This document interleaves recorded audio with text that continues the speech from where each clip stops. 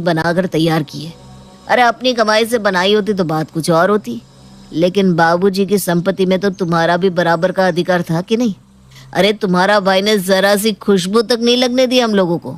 सारा का सारा रुपया अकेले हजम करके बैठ गया। एक बार भी बहन की याद नहीं आई? अरे आधा ना सही, कुछ तो तुझे देना ही चाहिए था। अरे मम्मी, कम से कम हमारी माली हालत के बारे में सोच कर ही हमारी कुछ मदद कर देते। मामा को तो जरा सी भी शर्म नहीं आई, और अब हमारा दिल जनाने के लिए ये मकान के मुहूर्त का कार्ड भेज दिया। इसे कार्ड मत समझो, अरे ये तो तमाचा आया हमारे मुंह पर। ठीक कह रहे हो आप लोग, मैंने तो इस तरह से कभी सोचा ही नहीं था।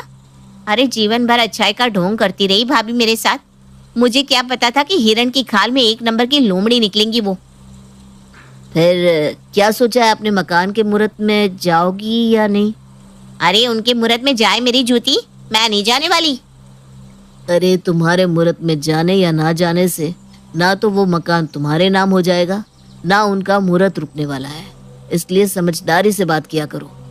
तो आप चाहते क्या हैं? वहां जाकर मैं उन्हें उस महल को बनाने की खुशियां मनाते हुए देखूं? अरे मम्मी, आप बात को समझते नहीं हो, मैं आपको समझाता हूँ।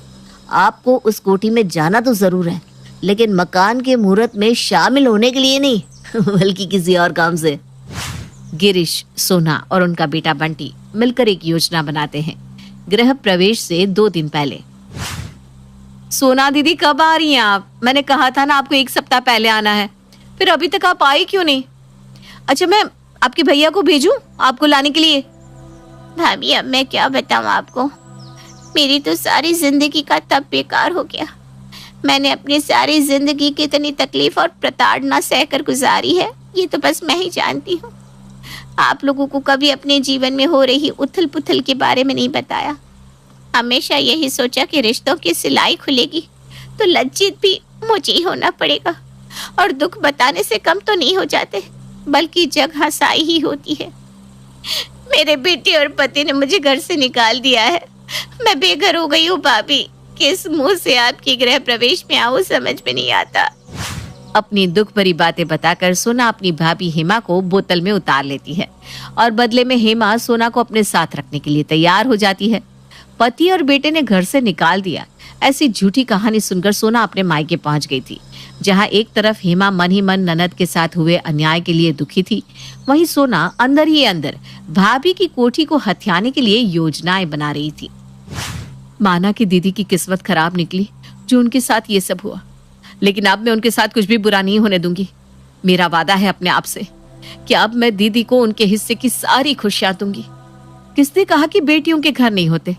ससुराल अपना घर हो या ना हो, लेकिन मायका तो बेटियों का हमेशा होता ही है। अगले दिन, अरे दीदी, कल मकान का मुहूर्त है, पास दूर के बहुत से लोग जमा होंगे। आप ऐसे अचानक आई हैं, कोई खास कपड़े या सामान भी नहीं लाई। मैं सोच रही थी आपको अपने साथ बाजार घुमा लाऊं। भाभी बाजार? नहीं, मुझे कुछ नहीं खरीदना। सच बताऊं तो पैसे नहीं है मेरे पास। अरे दीदी, अब आप अपने खुद के घर में हो, भूलो मत, आपने इसी घर में जन्म लिया था। तो क्या अम्मा बाबूजी आपको कुछ दिलाते थे तो पैसा लेते थे आपसे? नहीं ना, फिर आपने पैसे की बात बीच में क्यों लाई? आपके पैसे की नहीं, आपकी मुस्कुराहट की जरूरत है इस घर को। अच्छा, अब जल्दी से तैयार हो जाओ, हम अभी बाजार होकर आते हैं। हेमा सोना को अपने साथ बाजार ले जाती है और पार्टी में पहनने के लिए उसके लिए 2-3 खूबसूरत साड़ियां खरीद लेती है। दीदी आप देख लो, आपको अगर कुछ और भी चाहिए तो आप ले लो, संकोच की कोई बात नहीं है। भाभी के कहने पर सोना अपनी पसंद की साड़ी, चूड़ियां और मंगलसूत्र भी खरीद लेती है। अगले दिन मकान का मुहूर्त था, जिसमें शामिल होने के लिए काफी सारे लोग जमा हो गए थे। अरे हेमा, तेरी साड़ी तो इस सोना के आगे फीकी लग रही है। तूने ये सस्ती सी साड़ी क्यों पहन रखी है? अरे ननद रानी है हमारी, पूरे 8,000 की साड़ी पहन रखी है इन्होंने। मैं खुद दिलवा कर लाई हूँ गोल मार्केट से। मायके के फंक्शन में बेटियों का चमकना बहुत जरूरी होता है, और काकी मुझे तो इतने काम है कि भारी साड़ी पहनकर कहाँ काम हो पाते हैं, इसलिए अपने लिए मैंने सस्ती साड़ी खरीदी है।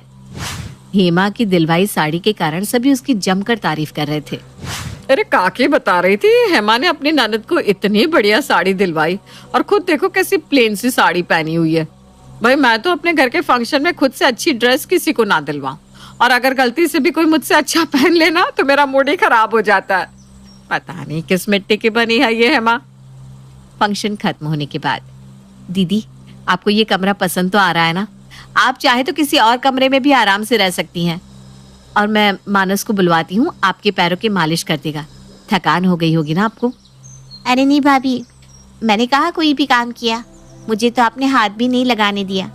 मानस को कहो आपके